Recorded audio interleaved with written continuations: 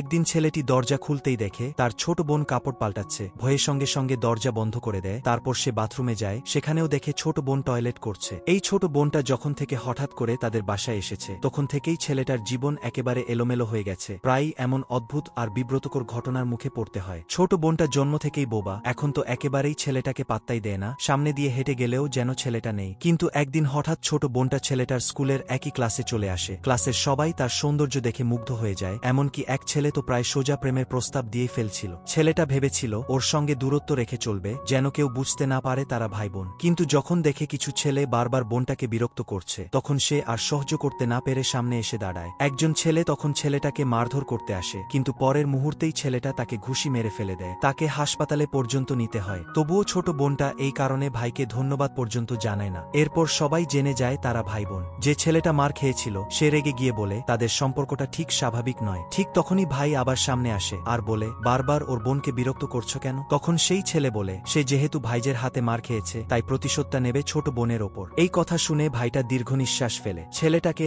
এত মার দেয় যে সে মুখে রক্ত উঠে ফেলে, তবুও মার খাওয়া থামে না। ঠিক তখনই বোবা ছোট বোনটা ভাইজের সামনে পড়ে যায়। সে কথা বলতে না পারলেও মাথা নাড়তে থাকে, এমনকি হাঁটু গেড়ে বসে ভাইয়ের জন্য মাফ চায়। মেয়েটার এমন অসহায় অবস্থা দেখে সেই ছেলে আর মারতে পারে না। এই মুহূর্তে মেয়েটার মনটা ভাইজের জন্য একেবারে গলে যায়। এরপর থেকে ভাই বাসায় এলেই মেয়েটা ছুটে এসে তাকে জড়িয়ে ধরে, যেন এক মুহূর্ত আলাদা না থাকে। ঠিক তখনই একদিন ছেলেটা আবার বাসায় এসে দেখে এবার বাসায় আরও একজন অচেনা বড় বোন এসে গেছে। ছোট বোন ভাইজের দিকে দৌড়ে এলে বড় বোন তখনই এসে তাকে থামায়, কিন্তু এতে ছোট বোনের ভালোবাসা থেমে থাকে না।